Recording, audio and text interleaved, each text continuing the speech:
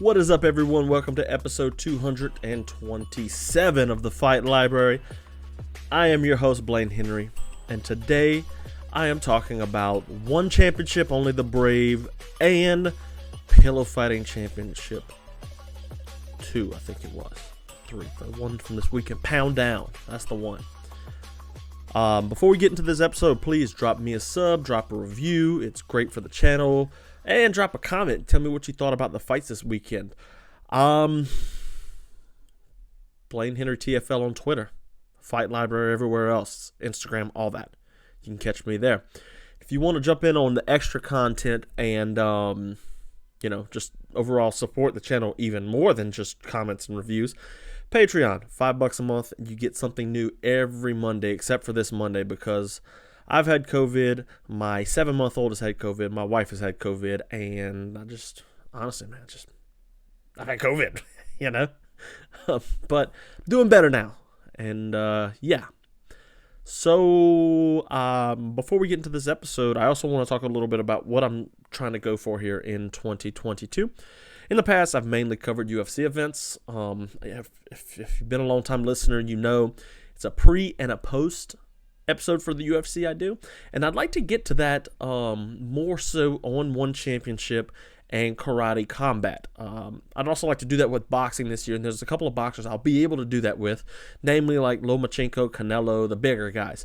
But I want to get to the point to where I'm covering at least post for the next couple of months for One Championship, and when Karate Combat comes back in spring, I'm gonna do that too. Bellator is trash. I ain't covering that.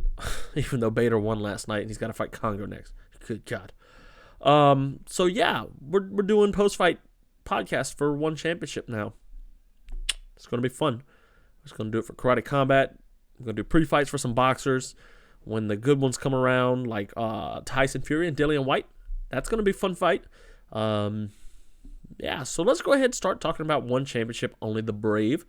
I'm going to start off at the very top of the card, or not very top, but I'm going to talk about Ruslan and Milbeck Ulu versus Liping Zang. So it was really a quick fight, this fight with Ulu and Zang, or Liping. Round one, Ulu comes in, he throws a jab, and Zang really does this. He slips back and lands a beautiful left check hook on the exit here, right on the chin. I mean, it was the perfect knockout. Knocks him out in round one, which is awesome because, it was really weird, though, because One Championship, they're very, they stroke themselves a lot on air. And in the post-fight interview with Liping Zhang, they tell him, hey, by the way, and this happened again against, in the next fight we talk about after the next fight, say, hey, by the way, Chatri Sitthichai, One Championship CEO and president, has just told us you get $50,000. Now, why does Chatri got to sign his name to that? It's cool to see, like, Liping Zhang, he got really excited about it. And I was like, man, that's awesome to see. He's excited. He got $50,000. That's life-changing money.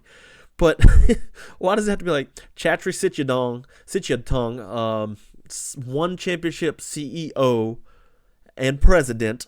Like, why does that have to be in there? Weird. Anyways, but great win by Liping Zhang. It was a fun fight, and I can't wait. I have to keep an eye on him and watch him again.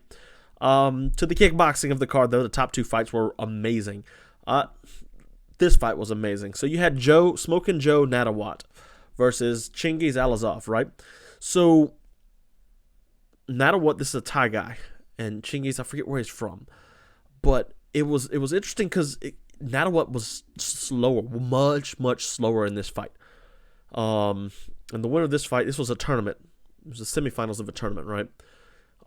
So anyways, he catches the leg kick, and it was all hooks up top and down low. So he's working the body, working up top, and he's fast. Like, you could see early on that he's very, very, very fast. And it was just like, oh God, this might not be good for the Thai guy, because, Thai boxers, you favor them in kickboxing because of their background. They're not allowed to use their elbows, but you still kind of favor them most of the time. And Smoking Joe's no exception to that.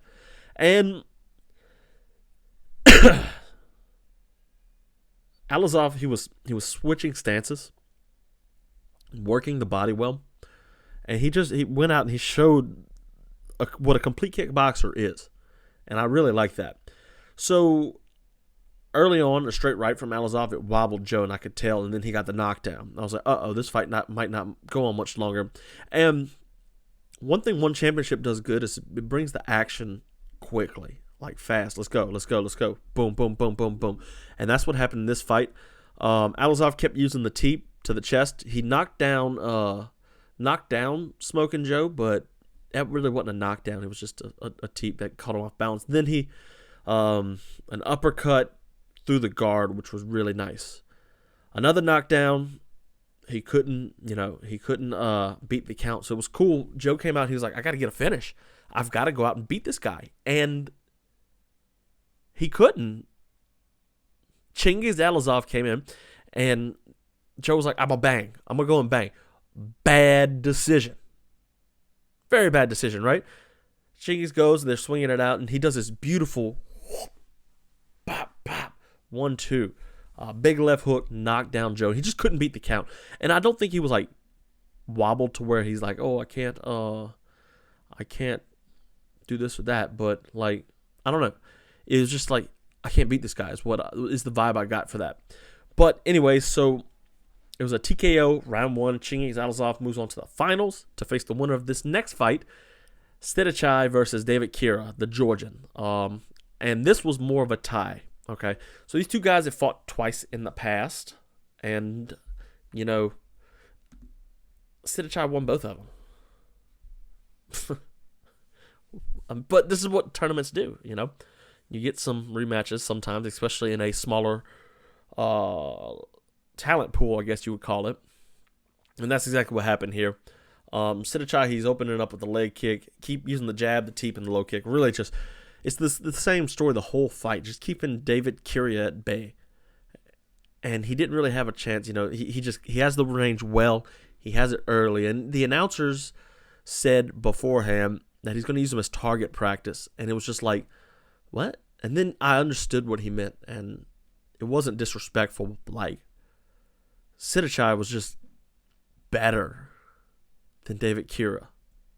It was not even close to a good fight. It was a boring fight, honestly, because Sitthichai is just that much better. It was interesting, though. The body kick, David, and you could tell Kira was like out of his depth there. I don't know how to explain it, but like it's just his body language. You could tell. Like there was one point he threw a body kick, but he hesitated. Right, so he hesitated. He didn't throw it. And he was out of position on one leg, and Sitthichai just blitzes him and immediately punishes him. That was in the first round. It was near the end of the first round, actually. You can go check that out on the replay. Kira goes, and it was just, he couldn't find his range because Sitthichai wouldn't let him, right? So, props to Sitthichai. The whole fight, it was weird, man. Like, he has nothing for Sitthichai, period. Point blank, nothing for him. He's starting to stumble midway through round 2 on the shots from Sitthichai. It was like, this is not going to be an easy night for Kira. He's going to have to go out there and get a knockout. He did some decent things, but it wasn't like, he can win this fight if he just... There's no way. Dude, they can fight 20 more times and Sitthichai beats David Kira 20 times out of 20. It's not even a close matchup. They should never fight again, honestly. But yeah, so there's just, a high kick from Sitthichai comes, and David, he did a good job shoulder rolling with the kick.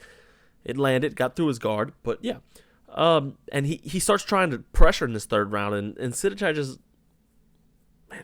opens up on him, man. It was just, he couldn't get close, couldn't do anything. And at the end, he does a rolling thunder, and it's kind of like, that's cheesy because you can get up. It's not like in MMA where it's like, rolling thunder, if you don't land it, they're going to land on top of you. That's not... This is kickboxing. You get back up. It's a cheesy move.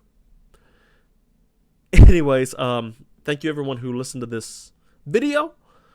For the podcast, they are getting, this and the Pillow Fighting Championship in the next segment. So if you want to watch Pillow Fighting Championship, check it out in the description. Got the video down there. Don't forget to get at me on Twitter and everywhere else, because I need you guys to follow me and tell me what you thought. I'm out.